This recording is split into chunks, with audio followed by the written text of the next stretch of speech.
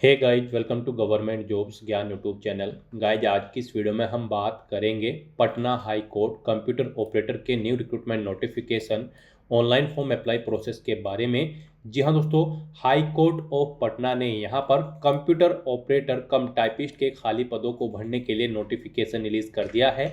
कैसे आप इस भर्ती में पार्टिसिपेट करने के लिए अपने फॉर्म अप्लाई कर सकते हो बिना कोई मिस्टेक किए हुए, इसकी पूरी जानकारी हम आपको स्टेप बाय स्टेप रजिस्ट्रेशन से लेकर प्रिंट तक इस वीडियो में देंगे। बस आपको इस वीडियो को स्किप के बिना शुरू से लेकर एंड तक देखना है। उसके बाद वीडियो पसंद आए तो इसे लाइक और शेयर कर दें। चैनल पर नए हो तो इसे सब्सक्राइब कर लें। साथ ही साथ आपको अपना फॉर्म अप्लाई करते हुए जो जो भी प्रॉब्लम फेस हो रही है उन सभी का हल आपको इस वीडियो में मिल जाएगा। तो बिना कोई वक्त गंवाए चलिए शुरू करते हैं।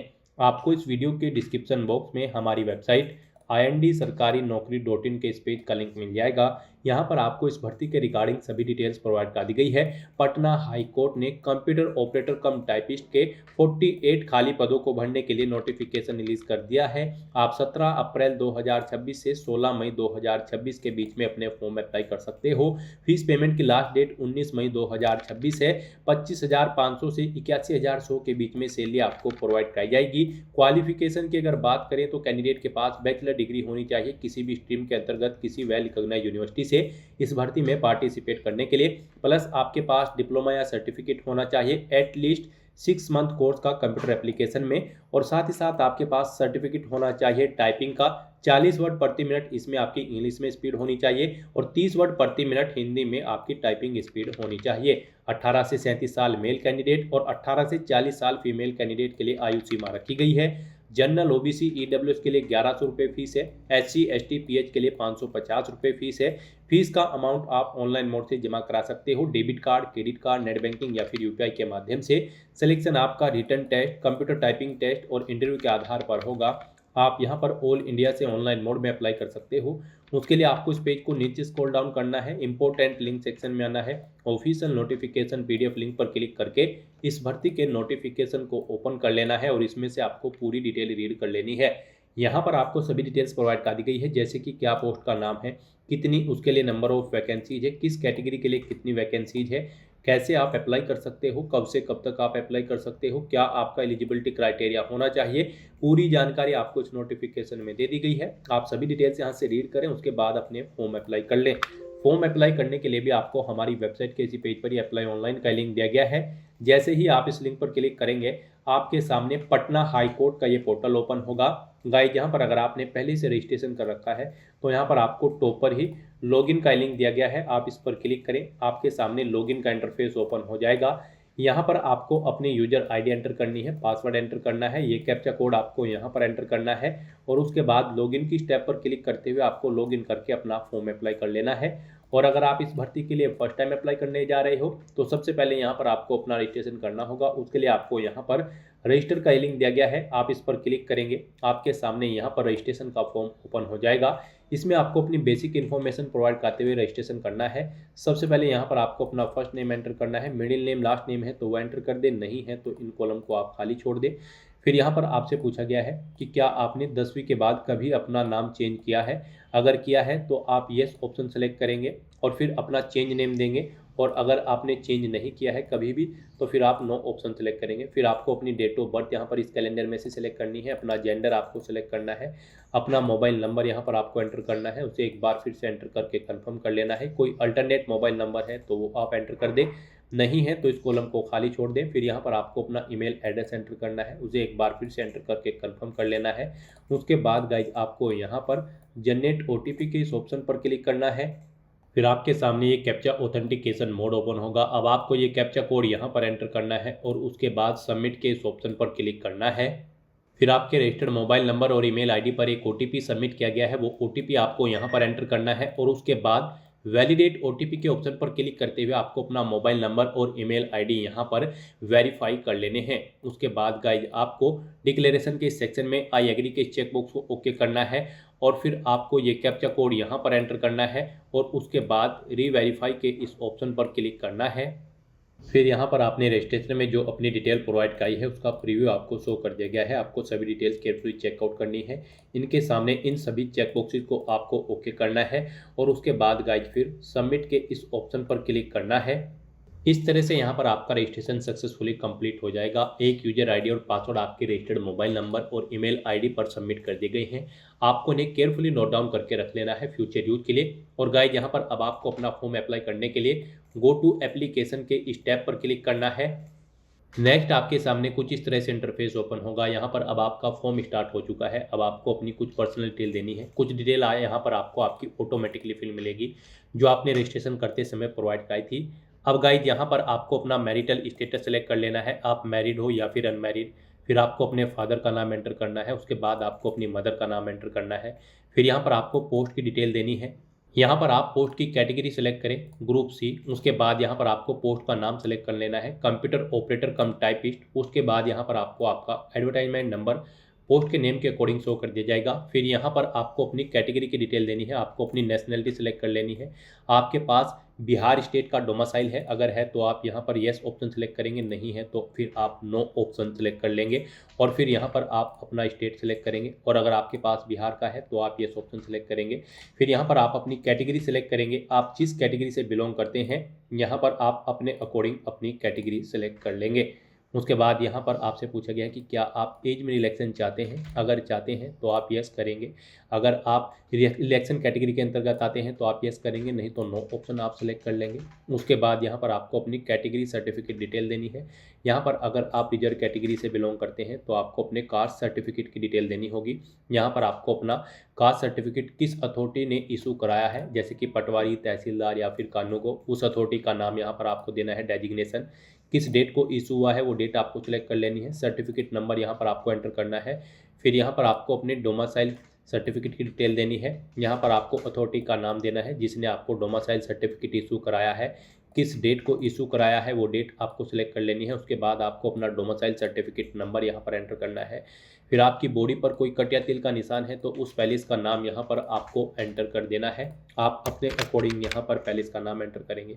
फिर आपसे पूछा गया है आपकी कोई एक आइडेंटिटी आपको सिलेक्ट करनी है, जैसे कि PAN card, driving licence, voter ID, passport या फिर अन्य। और फिर उसका नंबर यहाँ पर आपको एंटर करना है आईडी का, और उस पर आपका क्या नाम अंकित है वो नाम आपको यहाँ पर एंटर करना है। फिर यहाँ पर आपको चेकबॉक्स को ओके करते हुए सेव एंड नेक्स्ट के इस ऑप्शन पर क्लिक करना है। नेक्स्ट यहाँ पर आपको अपनी कुछ एडिशनल डिटेल प्रोवाइड करनी है। यहाँ पर आपसे पूछा गया है कि क्या आप यहाँ पर लोकोमोटर डिसेबल्ड कैंडिडेट है और आपकी डिसेबिलिटी 40% से अबव है, अगर है तो आप यस करेंगे। और फिर यहाँ पर आप अपनी डिसेबिलिटी की परसेंटेज सेलेक्ट करेंगे, डिसेबिलिटी का टाइप देंगे। इस तरह से आपको अपनी डिसेबिलिटी की डिटेल देनी होगी। और अगर आपको डिसेबिलिटी नहीं है तो आप सिंपली यहाँ पर नो ऑप्शन सेलेक्ट कर लेंगे, फिर आपको आगे की डिटेल नहीं देनी है।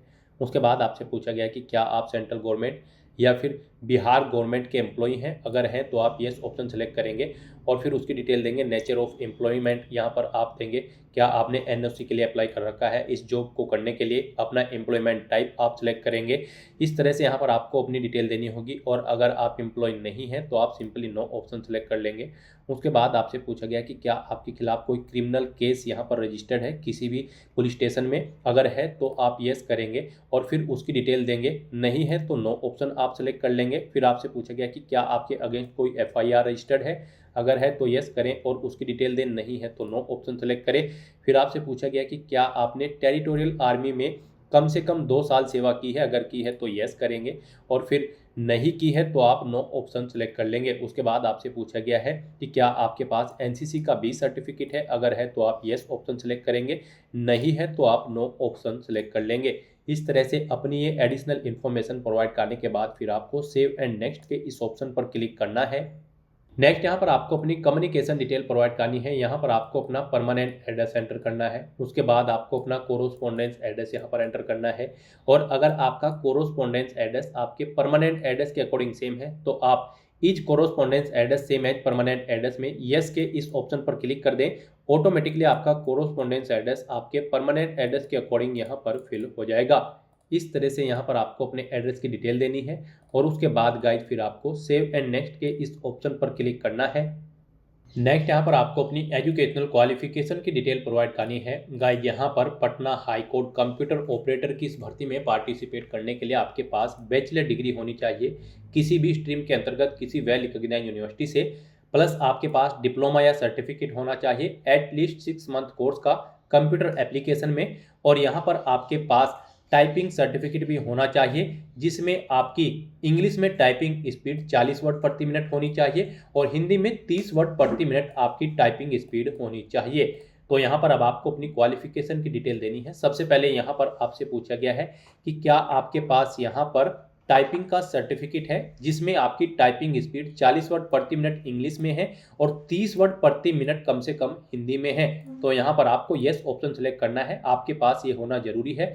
फिर आपसे पूछा गया है कि क्या आपके पास डिप्लोमा या सर्टिफिकेट है एट लीस्ट 6 मंथ कोर्स का कंप्यूटर एप्लीकेशन में। तो यहाँ पर भी आपको यस ऑप्शन सेलेक्ट करना है, आपके पास ये डिप्लोमा या सर्टिफिकेट भी होना अनिवार्य है। उसके बाद यहाँ पर आपको अपनी 10वीं क्लास की डिटेल प्रोवाइड करनी है। यहाँ पर आपको सबसे पहले बोर्ड का नाम देना है, जिस बोर्ड से आपने अपनी 10वीं क्लास पास आउट की है। स्कूल या कॉलेज का नाम आपको देना है जिससे आपने अपनी 10वीं क्लास पास आउट की है। आपका रिजल्ट का जो मोड था वो परसेंटेज में था, सीजीपीए में या फिर ग्रेड में, आप अपने अकॉर्डिंग ऑप्शन सेलेक्ट करें। यहाँ पर परसेंटेज में था तो आप बताएं कितने मार्क्स आपने ऑब्टेन किए हैं, टोटल कितने मार्क्स थे जिसमें से आपने मार्क्स ऑब्टेन किए हैं वो आप एंटर करें। इनके अकॉर्डिंग आपकी परसेंटेज कैलकुलेट करके यहाँ पर आपको शो कर दी जाएगी।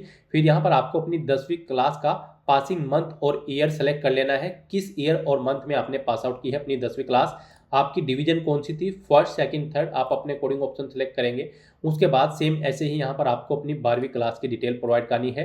यहाँ पर भी गाइड आपको सबसे पहले बोर्ड का नाम देना है जिस बोर्ड से आपने अपनी 12वीं क्लास पास आउट की है, स्कूल या कॉलेज का नाम देना है जिससे आपने अपनी 12वीं क्लास पास आउट की है, किस स्ट्रीम में आपने पास आउट की है, आर्ट, कॉमर्स, साइंस या फिर अन्य, आप अपने कोडिंग ऑप्शन सेलेक्ट करें। फिर यहाँ पर आपको बताना है आपका जो 12वीं का रिजल्ट था उसका मोड क्या था, परसेंटेज, सीजीपीए या फिर ग्रेड। परसेंटेज अगर था तो आप बताएं कितने मार्क्स आपने ऑब्टेन किए हैं, टोटल कितने मार्क्स थे जिसमें से आपने मार्क्स ऑब्टेन किए हैं वो आप एंटर करेंगे। इनके अकॉर्डिंग आपकी परसेंटेज कैलकुलेट करके आपको शो कर दी जाएगी। पासिंग मंथ और ईयर यहाँ पर आपको अपनी 12वीं का सिलेक्ट कर लेना है, अपनी डिवीजन आपको सिलेक्ट कर लेनी है। फिर यहाँ पर आपको अपनी ग्रेजुएशन की डिटेल देनी है जो कि रिक्वायर्ड है इस भर्ती में पार्टिसिपेट करने के लिए। यहाँ पर आपको अपनी डिग्री का नाम देना है, जैसे बीए, बीकॉम, बीएससी या फिर बीटेक जो भी आपने कर रखी है वो यहाँ पर आपको एंटर करना है। उसके बाद कॉलेज या यूनिवर्सिटी का नाम देना है जिससे आपने अपनी ग्रेजुएशन कंप्लीट की है। सब्जेक्ट बताना है आपके पास ग्रेजुएशन में कौन कौन से सब्जेक्ट्स थे, वो सब्जेक्ट यहाँ पर आप एंटर कर दें। उसके बाद आपको पासिंग मंथ और ईयर सेलेक्ट कर लेना है कब आपने पास आउट की है अपनी ग्रेजुएशन। फिर यहाँ पर आपका रिजल्ट का क्या मोड रहा है, परसेंटेज, ग्रेड या फिर सीजीपीए, आप अपने अकॉर्डिंग ऑप्शन सेलेक्ट करें।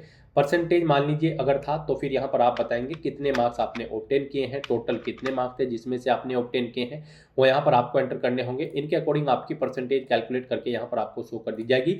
फिर आपको अपनी ग्रेजुएशन की डिवीजन सेलेक्ट कर लेनी है, फर्स्ट सेकंड थर्ड आपने जो भी ऑब्टेन की है वो यहाँ पर आप सेलेक्ट करेंगे। उसके बाद अगर कोई अन्य क्वालिफिकेशन आपके पास है, आपने की हुई है, तो उसकी डिटेल भी आप सेम यहाँ पर प्रोवाइड कर सकते हैं इसी तरीके से। तो दोस्तों इस तरह से यहाँ पर आपको अपनी क्वालिफिकेशन की डिटेल प्रोवाइड करनी है और फिर आपको यहाँ पर सेव एंड नेक्स्ट के इस ऑप्शन पर क्लिक करना है। नेक्स्ट यहाँ पर आपको अपने डॉक्यूमेंट अपलोड करने हैं और फीस पेमेंट करना है। गाइस यहाँ पर आपको अपना recent passport size photo upload करना है, सिग्नेचर अपलोड करने हैं, 10वीं क्लास का सर्टिफिकेट मार्कशीट, 12वीं क्लास का सर्टिफिकेट मार्कशीट, ग्रेजुएशन की डिग्री सर्टिफिकेट और मार्कशीट यहाँ पर आपको अपलोड करने हैं। अपना आईडी प्रूफ आपको अपलोड करना है, डोमासाइल सर्टिफिकेट और यहाँ पर कोई अन्य क्वालिफिकेशन आपने कर रखी है तो उसका सर्टिफिकेट आपको अपलोड करना है। डिप्लोमा या सर्टिफिकेट अपलोड करना है आपको जो आपके पास 6 मंथ कोर्स का है कंप्यूटर एप्लीकेशन में, वो यहाँ पर आपको अपलोड करना है। फिर यहाँ पर आपको अपना English computer typing certificate upload करना है, हिंदी कंप्यूटर टाइपिंग सर्टिफिकेट यहाँ पर आपको अपलोड करना है। कोई अन्य रिलेवेंट डॉक्यूमेंट है तो वो आप यहाँ पर अपलोड कर सकते हैं। इन्हें अपलोड करने के लिए आपको गाइडलाइन दी गई है, आप यहाँ पर जो भी डॉक्यूमेंट अपलोड करेंगे उसके सामने आपको क्लिक हियर टू अपलोड का ऑप्शन दिया गया है। जैसे ही आप क्लिक हियर टू अपलोड के ऑप्शन पर क्लिक करेंगे, जैसे कि यहाँ पर जब आप अपना फोटो अपलोड करेंगे उसके सामने क्लिक हियर टू अपलोड के इस ऑप्शन पर क्लिक करेंगे, यहाँ पर आपको गाइडलाइन दी गई है। आप जो भी डॉक्यूमेंट अपलोड करेंगे उसके लिए यहाँ पर आपको गाइडलाइन मिल जाएगी, उसके अकॉर्डिंग आपको अपने डॉक्यूमेंट अपलोड करने हैं। जैसे यहाँ पर आपका जो पासपोर्ट साइज फोटो होगा वो कलर्ड होना चाहिए, रिसेंट होना चाहिए, यहाँ पर व्हाइट बैकग्राउंड पर आपका ये फोटो होना चाहिए। इस फाइल का साइज 50 KB से 80 KB के बीच में होना चाहिए। जेपीजी या फिर जेपीईजी फॉर्मेट में आपका फोटो की फाइल का यहाँ पर फॉर्मेट होना चाहिए। डायमेंशन उसकी 3.5 सेंटीमीटर इंटू 4.5 सेंटीमीटर होनी चाहिए। तो इस गाइडलाइन के अकॉर्डिंग आपको अपना फोटो यहाँ पर अपलोड करना है। फोटो अपलोड करने के लिए आपको drop files here / browse to upload के ऑप्शन पर क्लिक करना है। फाइल को सेलेक्ट कर लेना है और अपना फोटो यहाँ पर आपको अपलोड कर देना है। उसके बाद यहाँ पर आपको अपने सिग्नेचर अपलोड करने हैं। इसके लिए भी आप क्लिक हियर टू अपलोड के इस ऑप्शन पर क्लिक करेंगे। सिग्नेचर आपके यहाँ पर 50 केबी से 80 केबी के बीच में होने चाहिए, जेपीजी या फिर जेपीईजी फॉर्मेट में होने चाहिए। अपने सिग्नेचर भी अपलोड करने के लिए आपको drop file here slash browse to upload के इस ऑप्शन पर क्लिक करना है। फाइल को सिलेक्ट कर लेना है और अपने सिग्नेचर्स को यहाँ पर आपको अपलोड कर देना है। उसके बाद आपको अपने बाकी के ये डॉक्यूमेंट्स अपलोड करने हैं जो यहाँ पर आपको शो किए गए हैं। इनके लिए भी आप क्लिक हियर टू अपलोड के ऑप्शन पर क्लिक करेंगे। यहाँ पर आपके बाकी के डॉक्यूमेंट 100 केबी से 300 केबी के बीच में होने चाहिए, जेपीजी या फिर जेपीईजी फॉर्मेट में या फिर पीडीएफ फॉर्मेट में होने चाहिए। इन्हें अपलोड करने के लिए भी आपको drop file here slash browse to upload के ऑप्शन पर क्लिक करना होगा। फाइल को सिलेक्ट करना होगा और वन बाय वन करके अपने इन सभी डॉक्यूमेंट्स को यहाँ पर आपको क्लिक हियर टू अपलोड के ऑप्शन पर क्लिक करते हुए अपलोड कर देना होगा। फिर यहाँ पर आपको व्यू का लिंक मिलेगा, आप व्यू के लिंक पर क्लिक करके अपने सभी डॉक्यूमेंट्स को व्यू कर लें। फिर यहाँ पर आपको इस पेज को नीचे स्क्रॉल डाउन करना है। आपको आपकी कैटेगरी के अकॉर्डिंग एप्लीकेशन फीस का अमाउंट देखने को मिल जाएगा। फिर आपको ये फीस पेमेंट करना होगा। आपको पेमेंट मोड सेलेक्ट करना है ऑनलाइन। उसके बाद यहाँ पर आपको डिक्लेरेशन सेक्शन में इन डिटेल्स को रीड आउट कर लेना है और इन चेक बॉक्सेस को आपको वन बाय वन करके ओके करना है। उसके बाद गाइड आपको ये कैप्चा कोड यहाँ पर एंटर करना है और फिर यहाँ पर आपको प्रीव्यू के इस ऑप्शन पर क्लिक करते हुए अपने एप्लीकेशन फॉर्म का प्रीव्यू चेकआउट कर लेना है। कहीं पर कोई मिस्टेक होगी तो आप बैक बटन पर क्लिक करके एडिट कर लेंगे और अगर सभी चीज़ें ओके होंगी तो बस यहाँ पर अब आपको सबमिट के इस ऑप्शन पर क्लिक कर देना होगा। नेक्स्ट यहाँ पर आपको आपकी कैटेगरी के अकॉर्डिंग एप्लीकेशन फीस का अमाउंट पे करना है। यहाँ पर जनरल ओबीसी ईडब्ल्यूएस के लिए 1100 रुपये फीस है। एससी एसटी पीएच कैंडिडेट के लिए 550 रुपये फीस है जो कि यहाँ पर उन्हें जमा करानी होगी। यहाँ पर फीस पेमेंट करने के लिए आपके पास 3 ऑप्शन है। आप debit card, credit card, UPI या फिर नेट बैंकिंग के माध्यम से अपना फीस पेमेंट कर सकते हैं। गाइड यहाँ पर आपके लिए सबसे बेस्ट और इजी ऑप्शन यूपीआई का रहेगा। आप यूपीआई के इस ऑप्शन पर क्लिक करें। उसके बाद आपके सामने ये क्यूआर कोड शो होगा। आप इसे अपने यूपीआई से स्कैन करें और अपना फीस पेमेंट कर दें। सक्सेसफुली फीस पेमेंट करते ही यहाँ पर आपके एप्लीकेशन फॉर्म की सभी टास्क कंप्लीट हो जाएगी। आपका फॉर्म सबमिट हो जाएगा। फिर आपको अपने फॉर्म का एक हार्ड कॉपी या फिर सॉफ्ट कॉपी प्रिंट आउट ले लेना है फ्यूचर यूज के लिए, फ्यूचर रेफरेंस के लिए। तो दोस्तों ऐसे आप Patna high court computer operator की इस भर्ती के लिए अपने फॉर्म अप्लाई कर सकते हो बिना कोई मिस्टेक किए हुए। आज की इस वीडियो में बस इतना ही। आई होप ये वीडियो आपको पसंद आई होगी। अगर पसंद आई हो तो इसे लाइक और शेयर करें। चैनल पर नए हो तो इसे सब्सक्राइब कर लें। Thanks for watching.